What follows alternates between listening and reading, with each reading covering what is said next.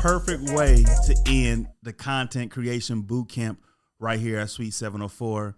I'm Benny Smith Jr. and it's been a long 12 hours and my guy snuck in the back door with the spirits. Ashton Bray, how you doing today, buddy? What's up? Happy to be here. Man, yeah. I was gonna say, how you doing tonight? Because it's not the daytime no more. It's been a long day. It's a busy weekend. You know, you got Mother's Day going on. Everybody takes advantage of everybody being together. So yeah, many functions to attend today. Many functions. Well, I'm glad you was able to stop through here, man, and grace us with a taste test. Yes, sir. Okay, so with all the creatives in here, you know, sometimes is this right here adds to our creativity because it makes you a little, like they say, spirits. I don't know did they name it spirits because it's like alter your moods and emotions, maybe? I think there's a historical context of it actually drawing spirits to you, actually. Now I'm a little bit nervous. I don't know. I don't say I believe in it. Okay. I don't look for that, but I think historically that's where that comes from. But if it is a spirit, it's a good spirit. Because I'm feeling good every time I'm drinking some of these, especially because these are all Black-owned brands that you see right here. And that's really why I connected with Ashton, because he's a minority business, just started up in Decatur, Illinois. And I want you to let everybody know a little bit about DISTRYB and how you got started and what you're doing now. Real quick, don't forget to follow us on Instagram and Facebook at The Suite 704 and subscribe to our YouTube channel at youtube.com/@The Suite 704. You'll get exclusive content, behind the scenes footage, and highlights of interviews and conversations like this one with Ashton Bray. All right, now let's get back to it. I'm from Decatur, born and raised. This is my hometown. I originally come from a tech background, so I went to school for web app dev at Illinois State University, and you know, from there I was in New York City working for a tech company when I started really dabbling in supporting Black-owned wine and spirit brands, just as like a consumer, someone that wanted to try and taste and collect these brands. But as I was doing that, I kind of recognized a similar pattern, as there was no access for me to really get some of these brands I wanted to try. I was seeing advertisements on Instagram, social media, stuff like that. But then when it came to actually being able to be sold in my area, there was nowhere to be found, right? Wow. So, you know, from there, I kind of realized, okay, yeah, there's a lot of Black-owned brands entering the industry. Like, there's an exponential growth rate here. I see that. But then when you look at the liquor industry itself and who actually controls it, it comes down to the distributors. Yeah. And so I said, instead of making my own Black-owned brand, what I wanted to do was become someone that actually holds the power to move our brands into every market and region that we see fit. You smart. You's a smart guy, man.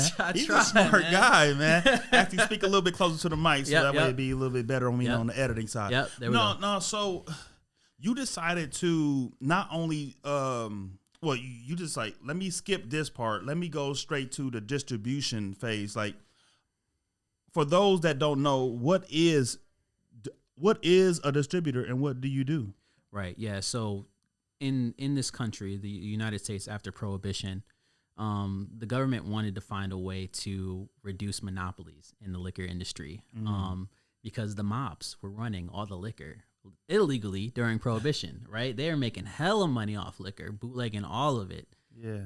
They all became legal entities as distributors once Prohibition was lifted, right? Really? So a lot of the big name brands are actually mob tied from back in the day. So they started off doing some, you know, shady stuff, but then once, yeah, that's how it goes. That's how it goes in a lot of the industries in this country, actually. Yeah. Believe it or not.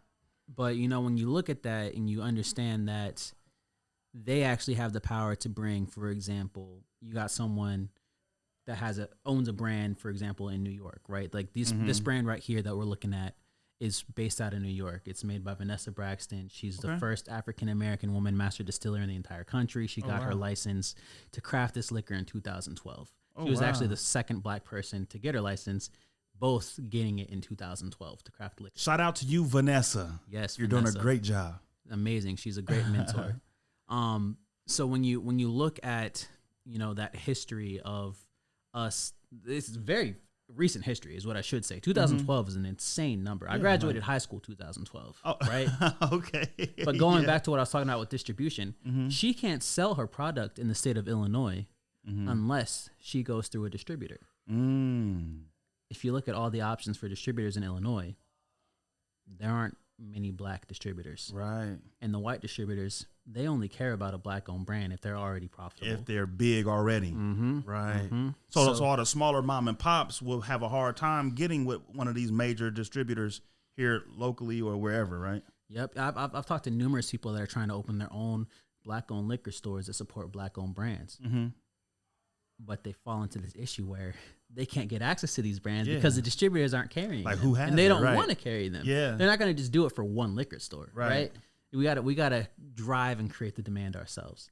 So that's why I decided to get into distribution, is because now I have the power to say, okay, I see that people want black-owned brands in this specific region in Illinois.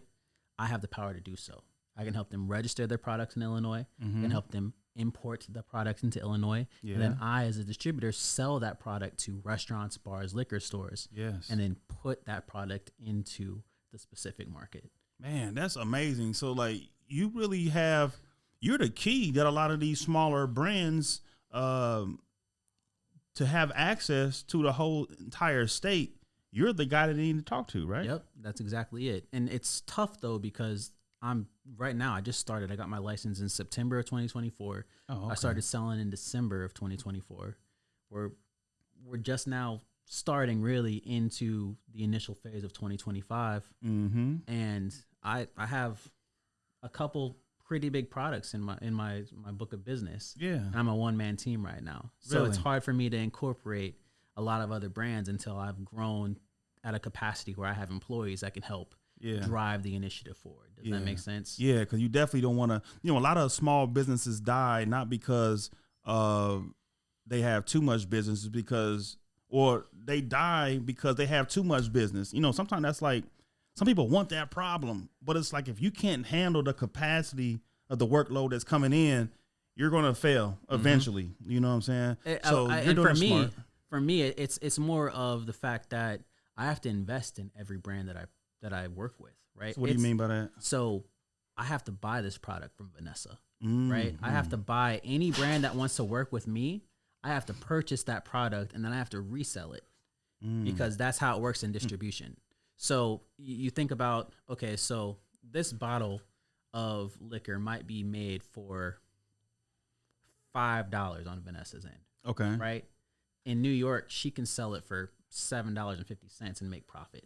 Okay. Yeah. Whereas I have to import it into the state of Illinois. I have to pay an import tax to the state of Illinois. Everything in liquor industry it follows the taxing. Really? They want to make money off of it. Everything. Like crazy. Everything. Yeah.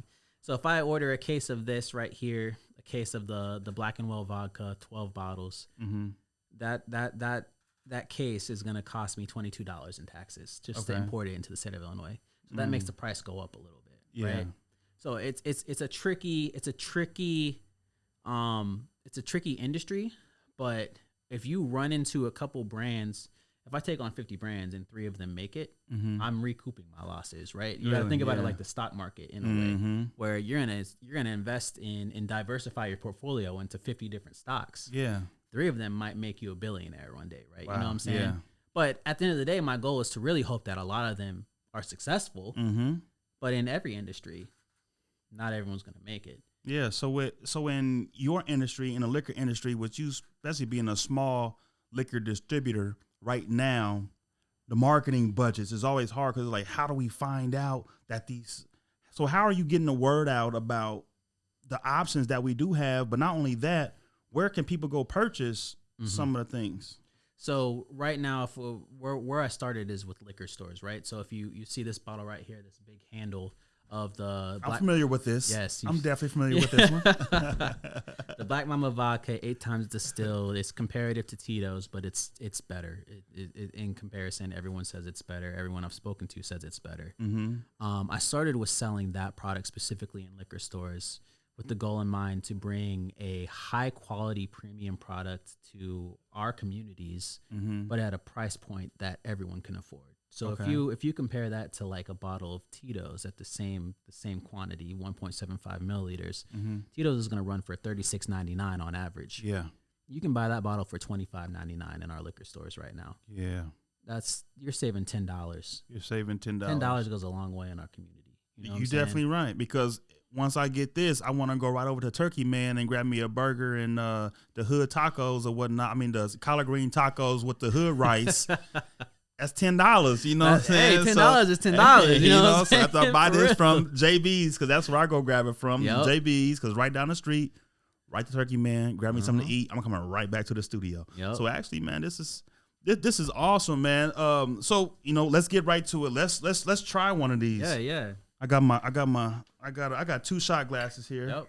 Yep. For us all. So just pick one and let's just go from there. So we're gonna start with the Black and Well collection. Is something new. I just talked about how I started with liquor stores. The challenge with liquor stores is if you walk into one, you're overwhelmed right away with how many products there are, right? So many. And then if you really look at it from a data perspective, if you look at how many black-owned brands are in that business, it's usually 0%. Yeah. You know what I'm saying? Wow. Luckily, but the stores I sell to, we got at least 99%. You know what I'm saying? But we're really behind in this industry. Yeah, we really are. Yeah, and so it's hard to tap into that unless you have a full team committed to having boots on the ground, setting up tastings in these liquor stores to really drive the sales that you need. And I work full time for my tech company still. Like I'm a manager at a publicly traded company. Wow. I manage an entire team. It's impossible for me to really do that at scale. And so we've shifted to actually focusing on this Black and Well collection that we're going to try right now. Okay. And this is focused on-premise, restaurants, bars, etc., where you sit down, you purchase a drink of this specific product at that establishment. Okay. Does that make sense? Yeah. So let's try some Black and Well. Yeah. And so this is the Black and Well vodka. Okay. This is comparative to the high-quality premium 8 times distilled vodka that we just tried a little bit earlier today. But it's a well at the end of the day. But it's premium well. So it's still handcrafted. Okay. It's still black crafted. It's still distributed black. It's everything. Everything about it is high quality, but it's still considered a well. So let me explain what a well is real quick while we taste this. So if you go to a restaurant or a bar and you ask for like a rum and coke, for example, right? You're not asking for a specific name brand rum. You're just asking for a rum and coke, right? A rum and coke at a spot here in Decatur might run $5 for a drink, right? Just the cheap stuff. Yeah. You don't know what it is, but they're gonna give it to you. It's gonna taste like rum. Yeah. Well, if you've purchased these products at your restaurant or bar, etc., and you ask for a rum and coke, you're gonna get this as your well, but you're gonna know it's high quality and it's premium. Okay. And you're gonna have that taste differentiator. You know, so it's a hard word to say, but it's a differentiator. I had to really focus on saying that word, but differentiator. He a college grad, so he can say it. He'll get through it eventually. Eventually, a couple times. But yeah, it really is though, because when you think of premium and the tech company I work for, we're a premium product, right? There's competitors out there that don't cost as much. They do similar things, but they're not comparative to us whatsoever because we really have the best product. Okay. That's exactly what we're trying to do here with this Black and Well. It's the best. I like Everyone's that. gonna want it. So it's like you have like these are all good high quality products, but let's say the Black Momma is the top shelf, but then we have the Black and Well collection to where you're still getting a great quality product. It's just not as, let's say, maybe not as distilled as this one. Right. 8 times. Right. Okay. It doesn't go through all the same complex processes, but it still goes through a complex process. It's just not as. It's not a cheap like Canadian Superior or nothing like that. It is better than that. Right. Okay. 100%. It's still distilled it's still in a still when it's crafted, handcrafted. It's high quality. It's just it's ran through the process a little bit less than what you'd see for a top shelf. Okay. But it's going to taste amazing. So let's go ahead and take this sip. You know, okay. Well, that's what I do. That's where I come from. When in Rome. From the college vibes, you know what I'm saying? You know, it's pretty good. There's no bite to that. It's not. Like it's like I can tell it's alcohol, but it's not like one of them things where like, man, give me something right now to chase it with. Okay, I like that. So Black and Well collection. It's a little smooth.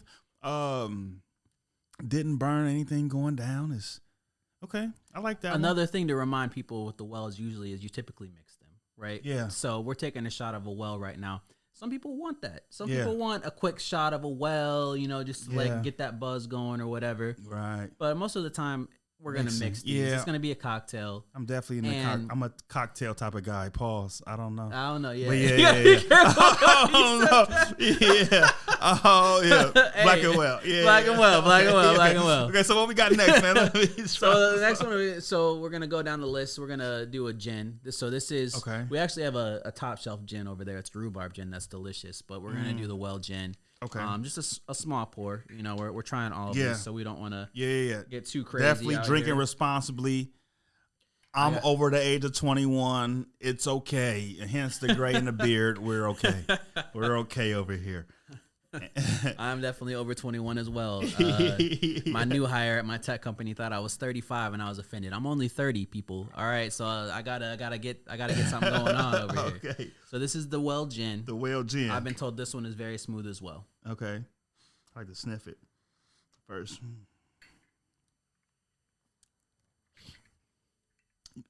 That doesn't taste bad. I tasted a gin before. I was like, no, I hate gin. I used to hate gin too. This doesn't have that taste. Mm-hmm. Okay. Vanessa stuff is smooth, man. I'll tell you what. Shout out to Vanessa once again. She don't play, man. She don't play. So Vanessa really took her time, I guess, and kind of crafted these. Like, I'm pretty sure she went through some kind of process to where she tried something and it didn't work, and her background is she's always been interested in chemistry. Right. This is chemistry at the end of the day. This is what it is. Definitely right. Science. It's a science. Yeah. And she really loves putting these formulas together and figuring out what works best. And so she's been doing this since college. She used to make alcohol for her parties back in the day. Wow. She told me, and it's a tough subject now with Diddy, but like Diddy used to throw huge parties on her campus, and he used to hire her to make the liquor at Howard. Or where'd she go? I can't remember what it was. Okay. I have to ask her. Vanessa, follow up, let us know. I can't remember what you've told me numerous times. I just forget. And said Diddy. Well, speaking of Diddy, he going through a whole lot. But I remember the way that I kind of worked with Diddy in a sense, or for him in a sense, because I used to work at Atlantic Records when I was in college. Yeah. His Press Play album, I was in charge of some Midwest college promotional things or whatever. That's when I got my, the first bad boy experience, if you will. But then later on down the line, I met Diddy again when we was on the road doing, he was on tour, I think, with Lloyd, and I forgot the whole other artist. But Diageo, when Ciroc, that's when I found out that liquor companies, kind of like record companies and like media companies too. Like there's a big brand that holds all the smaller brands, right? Diageo held Ciroc and Crown Royal. So every time we did the after parties, it was a Diageo after party, but they was always pushing Ciroc and Crown Royal. So I never did really understand that. Now we see that Diddy's going through all his troubles or whatnot, but he had like DeLeon. Why wouldn't somebody like Diddy create their own distribution? It seems like that's where the power or that's where the real structure is at in a distribution. So the thing about a lot of the celebrity brands that we see in the liquor industry is they just pick out the bottle. They might say something tastes good and they go with the recipe. But the distillers, the distributors, all of that is still non-black owned companies. So pretty much the distributors or the distillers are paying the celebrities for the face of it. Yep. So it's like the marketing. They really do the marketing. They are literally the marketing. Like, wow. It's the same that we see today with everything that we do. Athletes, they get a good cut on their shoes and stuff nowadays, but even back in the day, it wasn't as big as what they do now. It's they know that they can profit off of our success, right? That's the reality. Let's keep going before I. Let's take a shot for that one. We gotta take a shot for that one. Pour me one for that one. Shout out to 250 behind the camera. We've been having a great Content Creation Day, by the way, as he's pouring that. We just been being involved. Actually, 250, you're gonna have to grab you a all right, that's cool. A thing. I apologize for that little disturbance too early. It's okay. It was a couple shots of rhubarb gin or rhubarb vodka you had earlier. So let's take a shot for the unfortunate reality that. Now what's this one? That's the white rum. See, this one is not as sugary as you would expect it to, because when you think of like a rum, you think of like a spice rum. That's like more of a Caribbean vibe, right? This is a well rum, so it's still gonna get the job done, but it's not gonna be as sweet as like a sugar infused type rum. You know what I'm saying? Spiced, sugar infused. But it's still solid. It's a well. It's the job done. So what's this one right here? What we got? Number 4. This one is the Silver Tequila. Oh, let me get this man his white rum real quick. 250, get in the camera shot real quick so everybody can know who you are, man. There you go. That's 250 right there. He wants the big shot. A little bit more. A little bit more. Yeah, he knows. I did that on purpose, by the way. I knew you messing with a heavyweight. Yes, sir. Yes, sir. Hey, how you like it? Yeah. Speaking of culture vultures, have you seen the movie Sinners yet? Not yet. I've been hearing a lot of good reviews about it. You gotta watch it. I'll probably go watch it. You saw it. So that movie resonated with me for what I'm doing in this industry right now, because the movie focused on us creating safe spaces for ourselves. Okay. Right? And then also having our entertainers that create the focus is blues for this specific one. Okay. I don't want to ruin the movie for you, but essentially it's about having our own safe spaces, Black-owned safe spaces, but then bringing our own creativity to those spaces, and then people wanting that creativity and access to those spaces, right? That's dope. So if you look at where we are today, we have the ability to have our own safe spaces. We're in one right now. Yeah. Right? You've created this safe space for creators here. You know what I'm saying? Like this what you've done here, by the way. Yeah. Shout out. Incredible. I did not expect to come back to Decatur and find a place like this here. You know what I'm saying? Man. Like I'm dead ass. Like I'm serious. But we have the spaces here, but now we have to make sure that the spaces that we have are building out an ecosystem to support the brands that we're doing in our spaces. And that's the whole point of what we're doing with this. You know what I'm saying? All right, let's try this. Okay. This is the Silver Tequila Blend. So this is 80% natural grain spirit mixed with a tequila blend. Okay. Yep. Okay. All right. Let's see.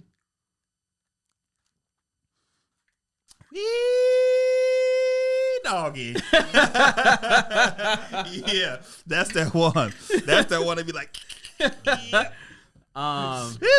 tequila. What's his name? And the other one was like, that's the one that has a kick. Yeah. That one has a kick to it, right? See, me and tequila, I had some tequila one time. I don't want to say the brand, but I had some tequila one time. My first time kind of getting paid to come to a event or whatever, and they gave me a bottle of tequila and a bottle of vodka, but it was clear, so I'm thinking like it's like water or whatever. I'm on the stage, I turn it up, dancing, partying. About 20, 30 minutes later, it wasn't, I almost got ran out the city. That's all I want to say. I just thank God that I'm cool today. So tequila really not my friend, but this tastes pretty good. It tastes good. You know what I'm saying? And it don't really have, but it don't got that bad aftertaste. So these things are pretty good. That's the thing. Like that, everything that Vanessa has ever made that I've tried, and I'll say this right now, I'm not trying to do nothing that's crazy. Like I'm not trying to overglaze or nothing. That's what I'm trying to say. But like the whole reason I left New York is because of Vanessa's product. Oh, like she needed a distributor in Illinois. Like, I'm gonna go back. And I kind of had already kind of proven my concept of being that guy that could do that for her, because I brought her product to my tech company in New York. I had her bottles sent to our San Francisco office, our Chicago office, our Austin office, everywhere. And we had a whole sit down fireside chat with her and Jackie Summers, who owns Sorrel, to like talk about them being the pioneers in the industry. Like I said, they both were the first people in 2012 to legally be licensed to craft liquor, right? Wow. As black people, black man and black woman. Black woman. Okay, black man, black woman. And so once I did that, I was like, this is my calling, man. I never would have thought it.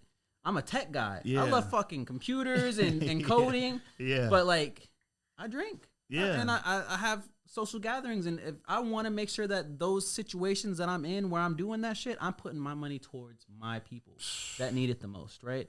Dude. And so that's where it all started, man. That's how it all got started, and here we are today. It's crazy. Dude, so what's our next one?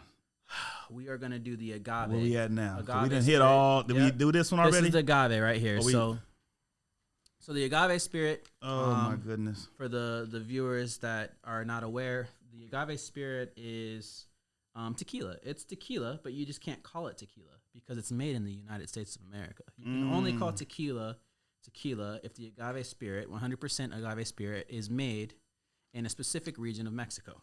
And I know it's a big story going on right now from some companies getting sued, some brands getting sued because they're claiming things are 100% agave, and they weren't.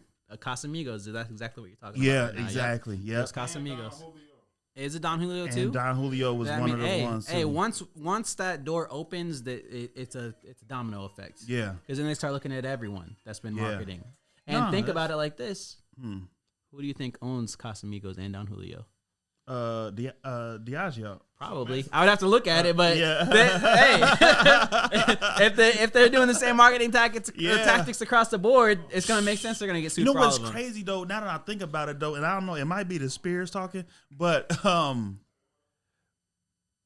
it's like they push these brands to black people. Like, just think about it. 5 years ago, Casamigos wasn't popping. We had Ciroc, or we had this. Remember Hypnotic, Hennessy? You know, black folks are always going to love Hennessy or whatever.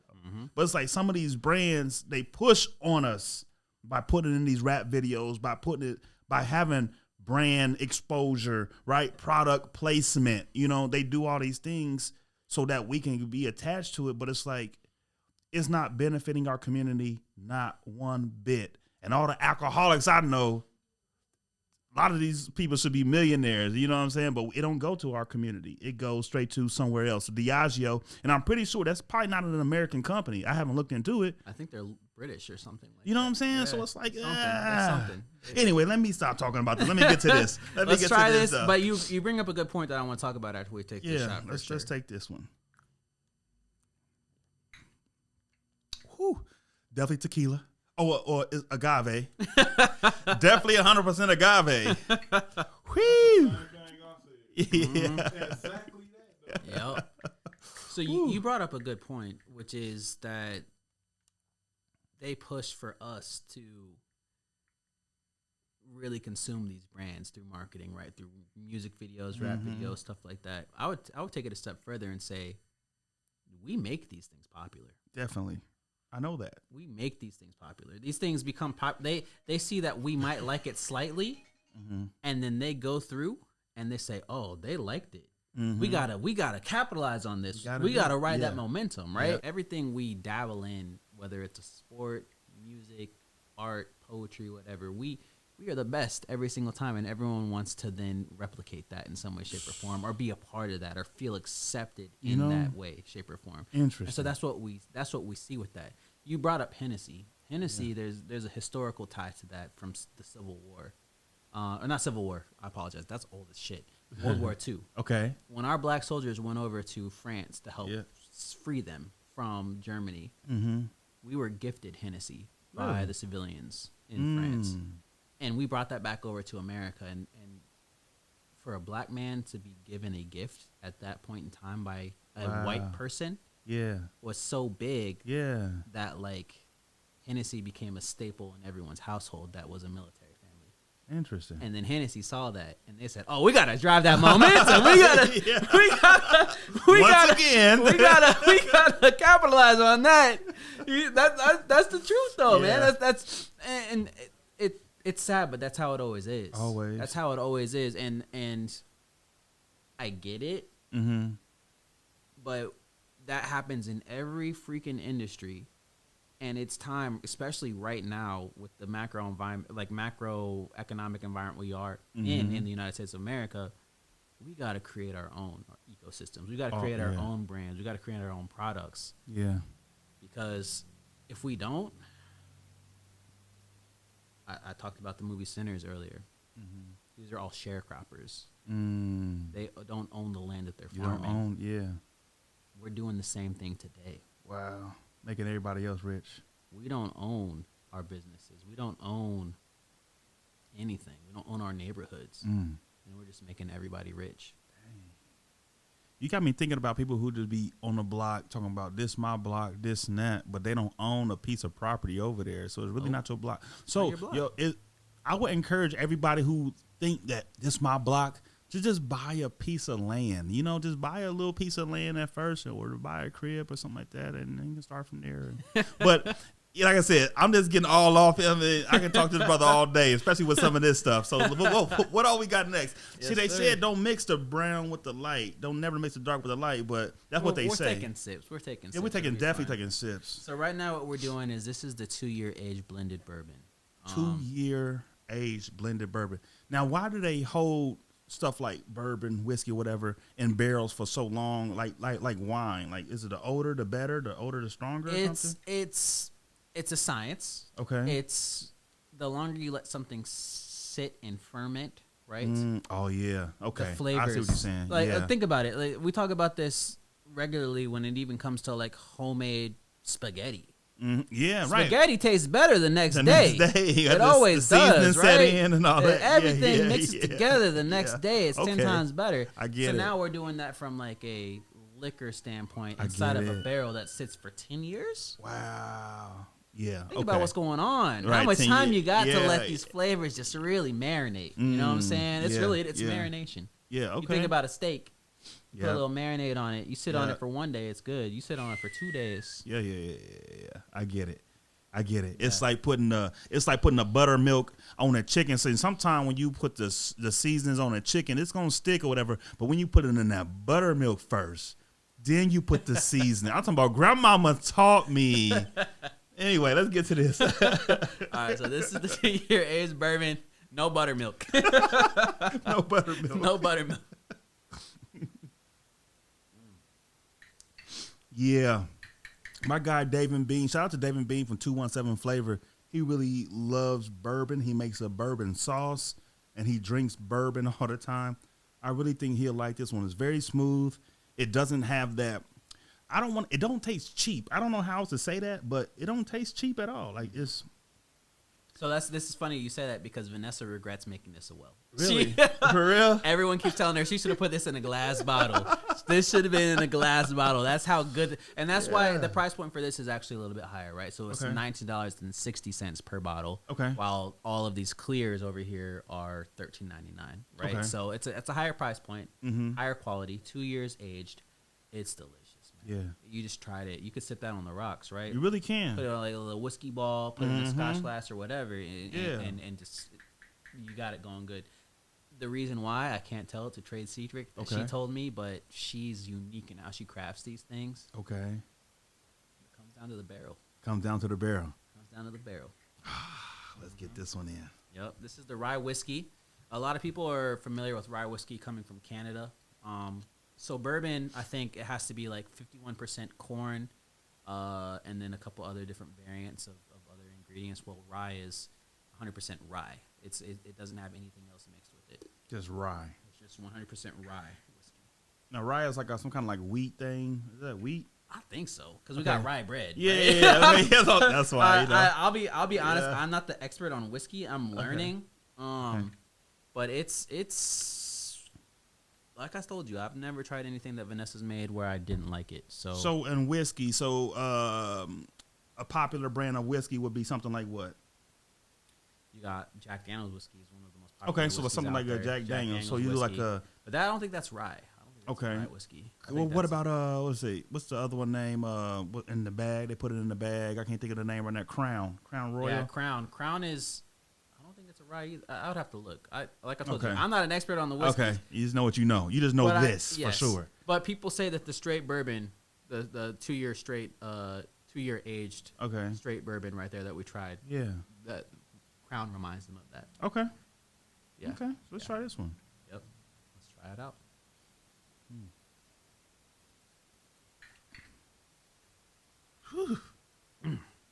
Ooh. That one's a little bit more. Oh yeah. Less sweetness, right? Less sweetness. But it still gets the job done. So they definitely get the job done. people would compare that to more of like a Scotch, Okay. right? Like a Scotch, Yeah. harsher taste, Mm-hmm. not as sweet. But some people like that, prefer Yeah. that. You know what I mean? And so that's why we have both options. Some Mhm. people want the sweet, some people want the harsh. It might sound a little weird to some people, but I would like probably like this one or this one, like warm. Warm. Like they're drinking like warm, like steamed. I was If you're drinking. sick or something, you got a cough. You know what I'm saying? I see Something what like you're that. saying. You know what I'm saying? Yeah. Okay. I know Yeah. exactly what you're talking about. You know that warm Yep. would be good with this. we gonna skip past this because I know this one right here is good. So I want to let everybody know. Like he said, he compared it to Tito's. But better. But I would say better. but better. Yes, Yeah. it's great. You know, and this is the one you can find in all the local liquor stores and pretty soon to be restaurants and grocery stores as well. You know. Every spot in Illinois sells liquor, so you're going to be able to find it. I know, right? So what we have right here now is the rhubarb gin. I think she was only selling this in Michigan, and now she's bringing this to Illinois as well through us as her distributor. I was actually sampling this just to see how people liked it at Friar Tuck in Forsyth. Friar Tuck. Okay. And I'll tell you right now, the white people love this shit, boy. The white people love this shit, boy. I tell you what. So let me know how you like it. Okay. But the white people, we loving the rhubarb gin. They love rhubarb. Ryan's saying rhubarb, even rhubarb itself as a fruit, white folks love that too. Rhubarb. Let's get it. Where the hell do they buy rhubarb at, though? That's not what I think about. I couldn't even tell you what rhubarb is, my man. I have no idea.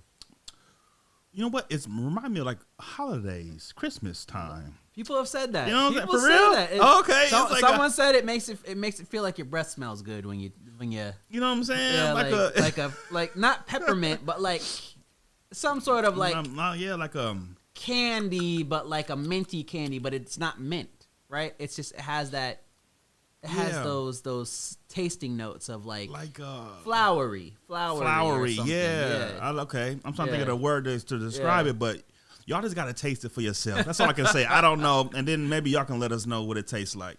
Yeah, and for our last one, the vanilla vodka. Yes, which I know you sampled earlier. I sampled earlier, but you know I'm gonna act like I didn't just so I can have some more. Yep, because you liked it. From what I heard, you liked it a lot. Yes. That was a good one, man. So, you know, as we wrapping up, I just want you to let everybody know also about something they probably don't know about you, but you have some good ties into Decatur. Your grandmother being Miss Ann Chambliss. Yes. Talk a little bit about that, man. How was it like growing up with a powerhouse like that, and did she have some type of influence on what all you have going on today? Yeah. I would say that she had a huge influence on who I am today. I don't think I would have taken education as seriously as I would have if it wasn't for her. She definitely was a champion for education. Definitely. Big champion. And I tell everyone this, but she, even though she was the president of the Decatur Education Association for 11 years, she didn't want me to go to Decatur school. She wanted me to go to a place that had better education at that time. And it sucks because it did put me in a place where I was surrounded by people that didn't look like me, and I had to assimilate for a while. But I'm glad I grew and learned from that experience as well. And I got my education. I was a pretty good athlete, and I was able to go to school and get an education. Although I would say when she passed away, I kind of had a very dark period in my life where I did not value education anymore because she wasn't around to really instill those values. Right. I got kicked out of college actually after she passed away. Wow. I just stopped caring. Stopped caring for a little bit. But then after I got my head on straight and really, I would say this. I'll go back and say that I also was studying something I wasn't passionate about. It was something that everyone told me I'd be good at, which was business, right? Okay. Which I own my own business now, so it makes sense. It was business administration, though. Okay, it's so different. Like being like a secretary, not want to say secretary, but like the admin part of business, right? It's managing somebody else's business. Yeah, right? It's managing somebody else's business at the end of the day. There's degrees for entrepreneurship and stuff like that too. I don't think that was valuable for me. And when I got kicked out, I decided to focus on what I cared about, which was technology. I wanted to build an app, but I realized I didn't know how to build an app. And so then I started learning. I went back to Richland to get my associate's degree, finished my business administration minor there, and then I was reaccepted back into Illinois State University after I graduated from Richland. And I went there and I studied web app dev. And because I was studying something I cared about and I was passionate about, I excelled, right? And so I really thank her for everything she instilled in me when it comes to the values of education. And then also just helping push me to take that sacrifice early in life of like really surrounding myself with some very difficult circumstances to make me grow and be stronger for the future. Yeah. Because I was a white boy for a long time. I really was, man. I really was. You know what I'm saying? And then I went to college and I saw a lot of color, a lot of flavor. I met Latinas. And that changed your life. You're like, oh, you know what? I like this. I liked it. I liked it a lot. And here I am today. And I identify as black. I support my black folks. And, you know, at the end of the day, I have family members on my white side that don't understand what I'm doing. Yeah. They don't support it. I don't care. It doesn't bother me at all. Just do what you need to do for yourself, man. Yep. It's all about you. It really, at the end of the day, man, it's about what we need to do to fulfill whatever it is, that burning desire for us being entrepreneurs, business people, and just fans of life. That's what I call it, fans of life, man. So what's this right here? The vanilla vodka? This is the vanilla vodka right here. Let's do a little cheers to end it. Cheers, you know, yes. A little clank down. Yep. Okay. And I like that one. So as we wrap it up here, I want to thank Ashton Bray for coming through with DISTRYB, the black-owned, the first black-owned liquor distributor, indicator for sure. Now, I don't know about the state of Illinois. Is it the first in the state of Illinois? I think there's a couple more that dabble more in like the wines. Okay. To be honest. Older folks that have been in it, but they don't focus on black-owned brands only. Okay. I think that's where my niche really is. That makes me unique, you know. So focusing on black-owned brands, you know, Ashton, you have a tremendous future ahead of you, man. All bright. All I see it because, like, how can you fail when you went through all that you went through, plus the experiences that you have? You lived in New York City for a while. Like I said, if you can, you know, make it in New York, you can make it anywhere.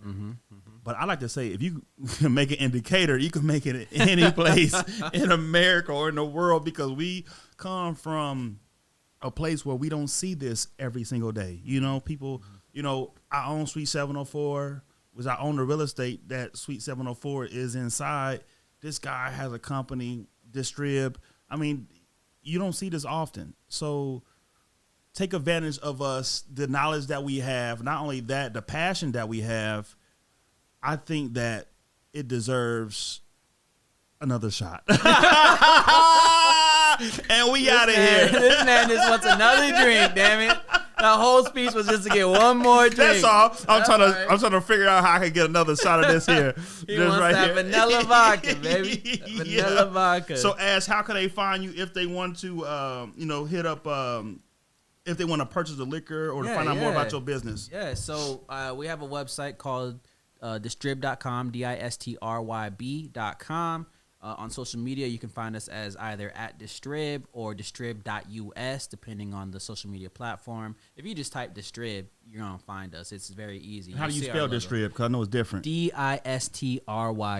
Yes. Yep. So you search that in. It's very techy. If you think about like Lyft, the transportation tech company, it's very similar to that. Just switch out the I for the Y, you know what I'm saying, and do what you got to do from there. But yeah, we're building out an app right now. The idea for the app is to, if you guys are familiar with like Eat Okra, for example, which is an app where you can find black-owned restaurants in your area. It's going to be the same concept, but for black-owned wine and spirits. So I'm actually partnered with Eat Okra. They utilize the tech company that I work for in their platform. And they're going to license out their technology for my app so that we can just build this out really quickly and seamlessly and move forward from there. So I'm really excited about that. But be ready. Download the DISTRYB app.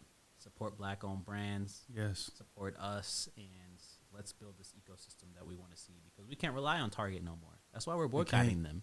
We can't. Fuck Target. Here we go. And that is the finale of the Content Creation Boot Camp. We've had a great day. Thanks to everybody that came through. We had about 10 people or so, maybe 11 people that came through the doors today. Even a 9-year-old kid came through. Wow. He said, I want to design houses. I said, okay, well, do you know what an architect is? No, I really don't. Okay, architects design the build. So why don't you start drawing a house? He drew a whole house, said where he wanted his bathrooms. I mean, it's crazy. So you don't have no age limit to creativity. Start young, start now, start old. Just start. That's all. You know what I would have told him? He needs to get the Sims game downloaded because they be building full-ass houses in that game. You know what I'm saying? And little things like that can carry them on to... That's a simple way for them to really just, like, play with their creativity. Yeah. You know what I'm saying? Before it feels like education. It more like a game. It feels like a game. Some fun. But they're honing their craft at the end of the day. Wow. You know, I'm a gamer. That's how I look at it. Like, so yeah, anything that I can figure out how to do to make me better that's a game, I'm going to strive. You all for it. Yep. Every time. Well, yes. In the game, coach. Put you in a game. We in a game right here at Sweet 704. Thank you all for listening. Thank you all for watching. I'll see you next time. Peace. Did you like this video? Cool. Well, go ahead and hit the like button, subscribe to this channel, and stick around. We got plenty of more where that came from.